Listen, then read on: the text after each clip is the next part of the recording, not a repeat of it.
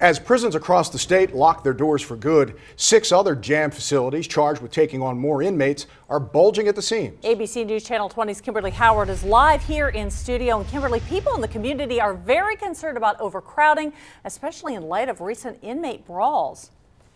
Yeah, and Hillsborough is one community that will temporarily take on these extra inmates. It's a facility some say is already busting at the seams, and people fear if more inmates are added to the mix, their safety and that of prison guards could be at risk.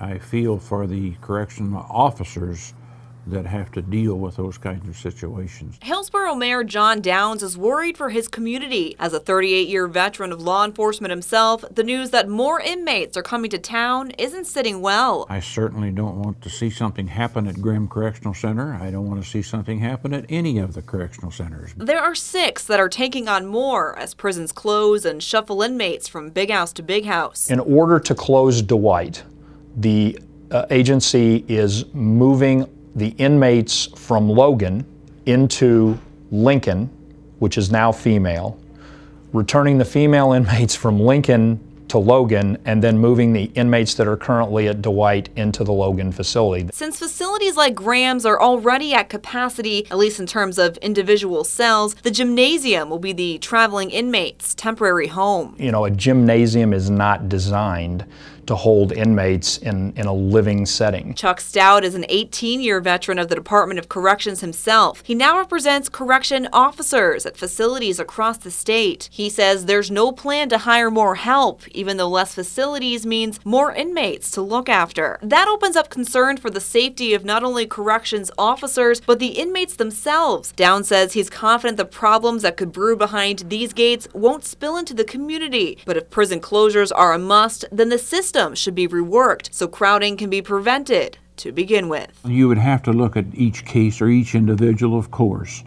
and maybe there could be some shortening of some of the sentences.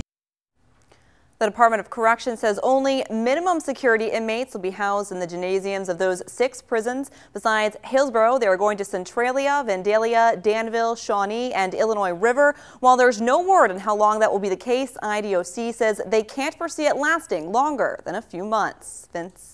Thank you, Kimberly. AFSCME says they're hoping Governor Quinn will rethink his decision and reopen TAMS, Dwight, and the other adult transitional facilities across the state. They say if those closures stand, there will simply not be enough room to house all the state's prisoners, and that, they say, will just be the beginning of the problems to come.